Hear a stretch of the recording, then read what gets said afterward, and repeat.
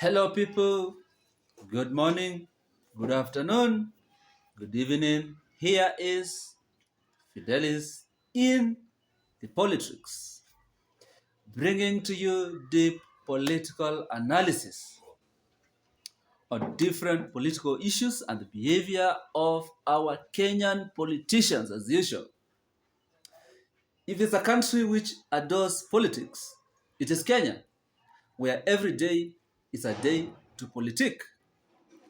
It is never a dull day in the Kenyan circles, in the Kenyan populace, you know, because our leaders love politics and Kenyans love politics in general. So here to me is to give a myriad of analysis on different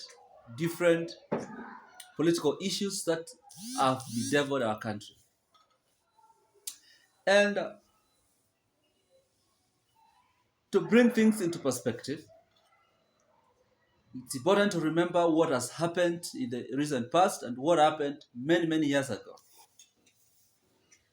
Now, my analysis will be focused on the 2027 general elections,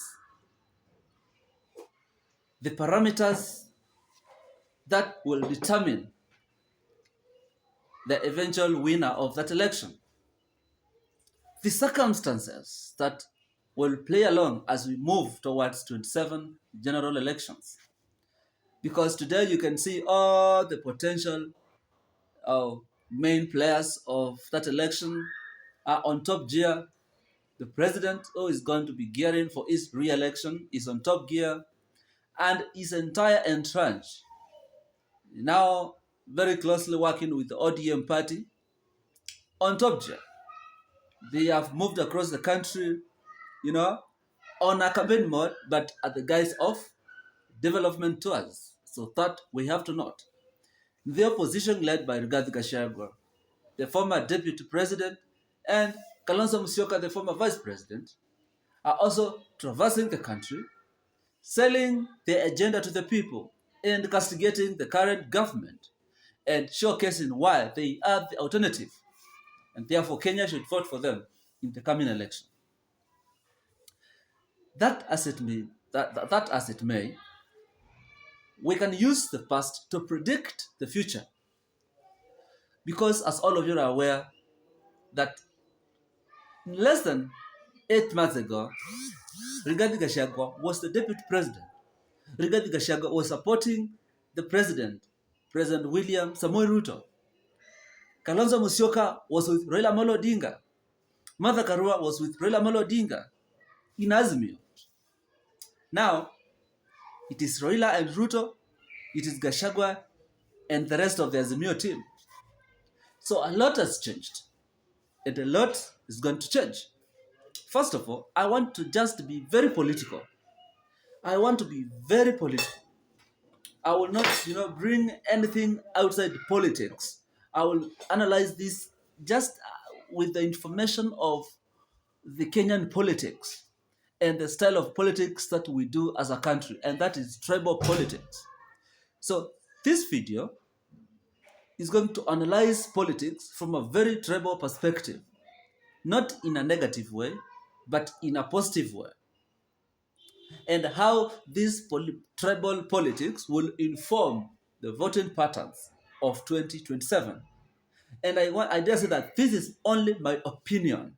This is just my opinion, the way I have read politics, the way I understand politics, and I support none of the political bigwigs. I am not in either side of the political divide, but I am just analyzing what could happen in the general election of 2027. First of all, Raila Amolo Odinga has been predominantly voted for by the Luo Nyanza, parts of Western, Vihiga, Kakamega, right? Majorly.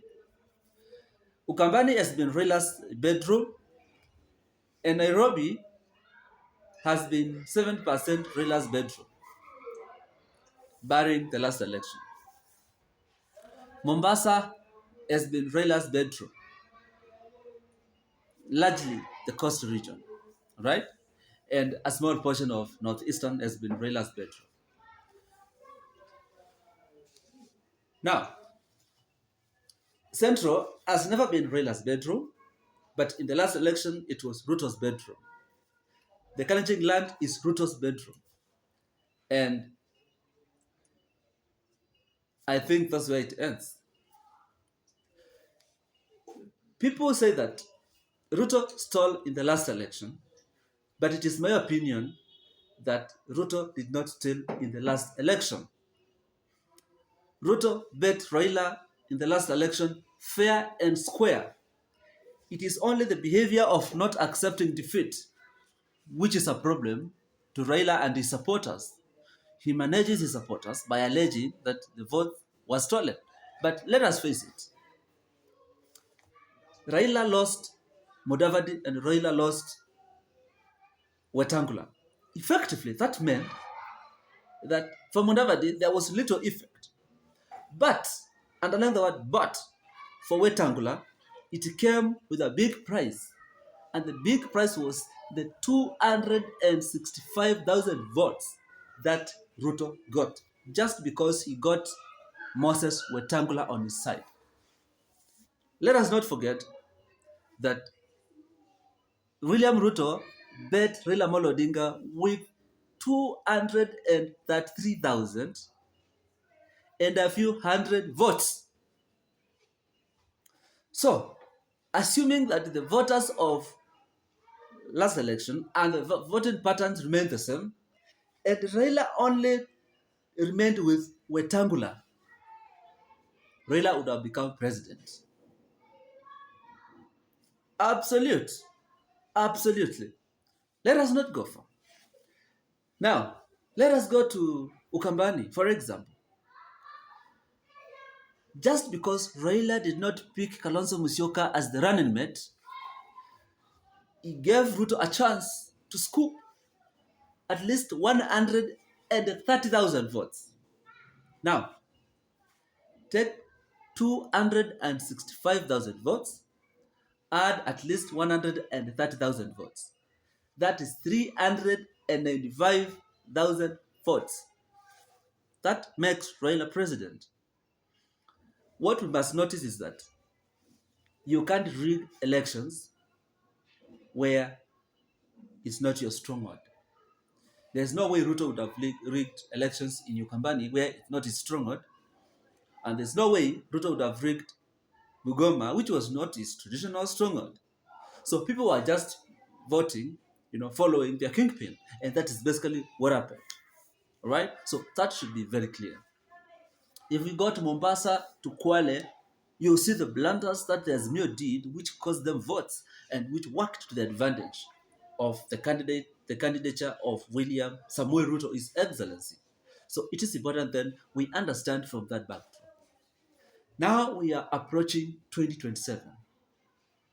Raila Amolo Odinga, joins government.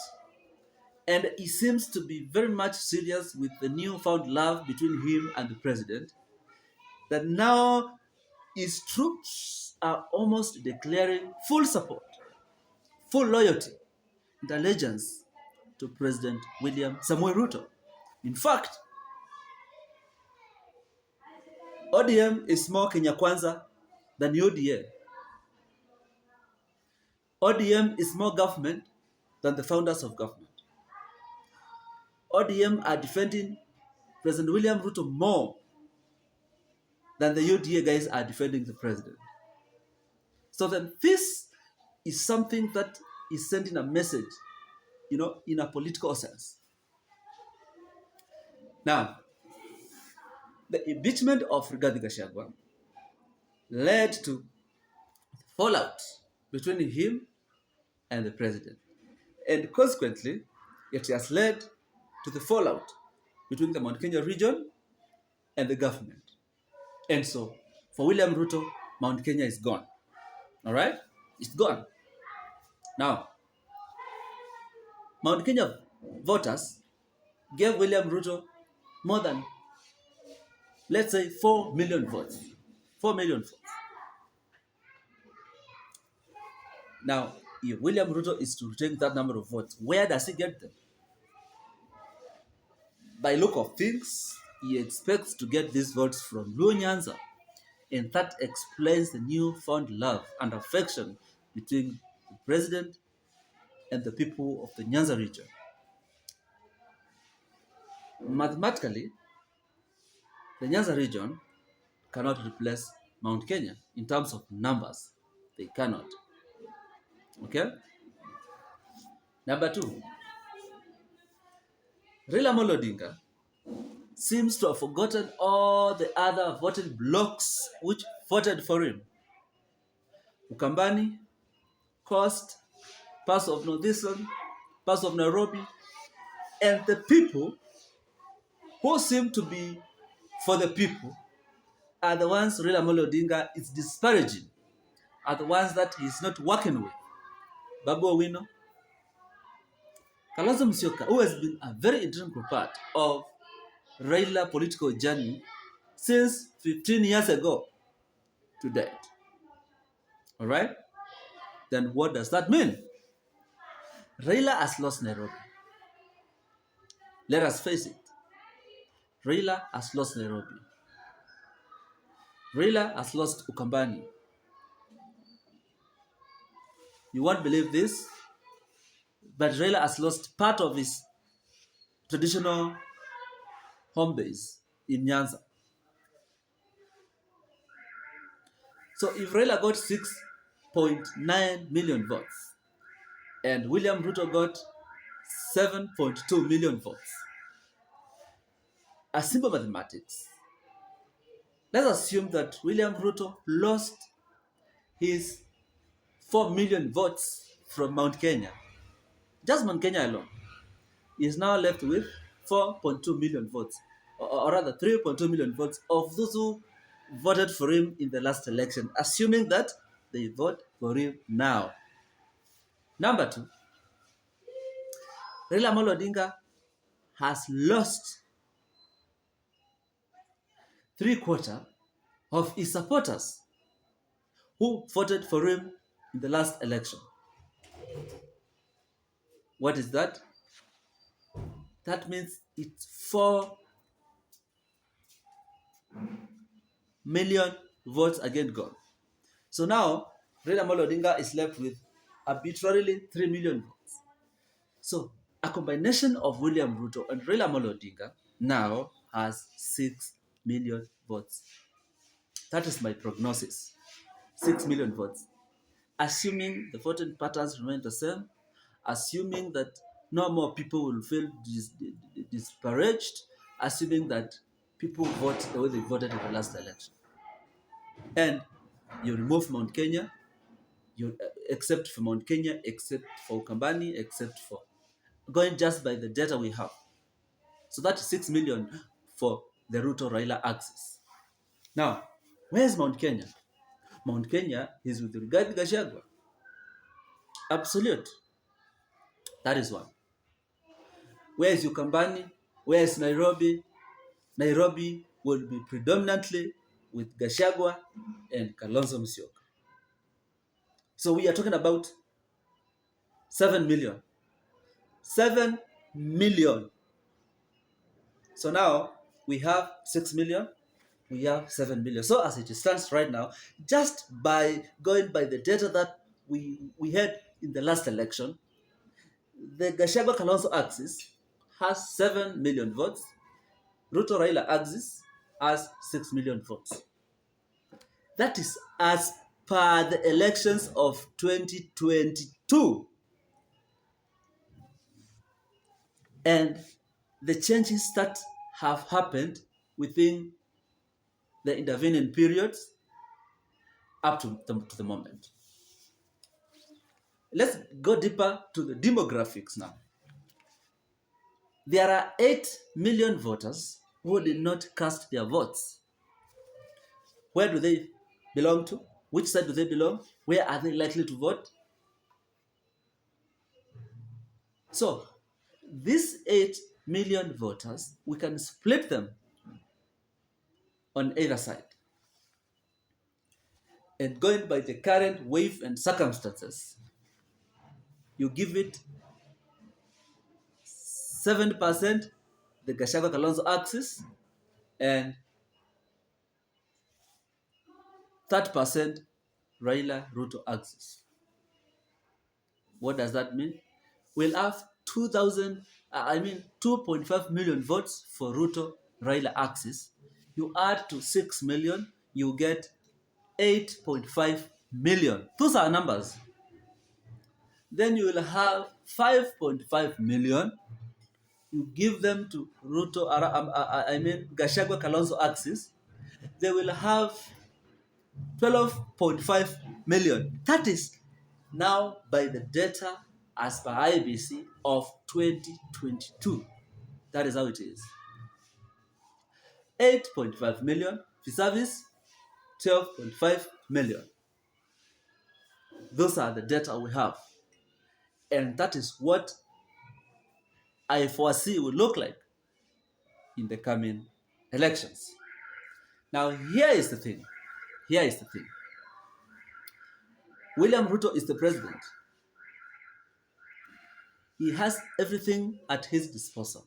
He has time at his disposal.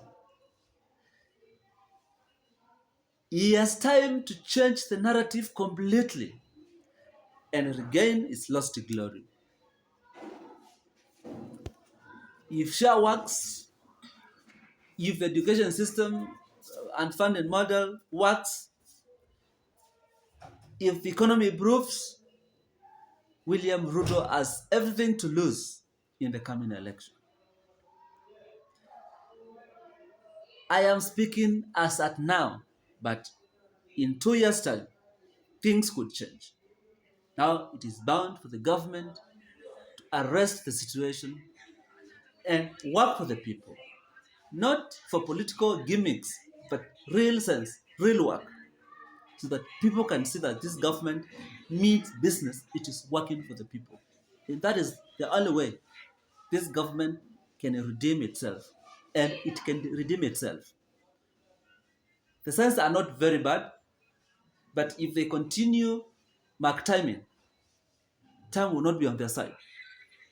They better now get to work and perform and try to bring everybody on board so that they can deliver on their promise of a better Kenya, of a unified nation, of a progressive country, and that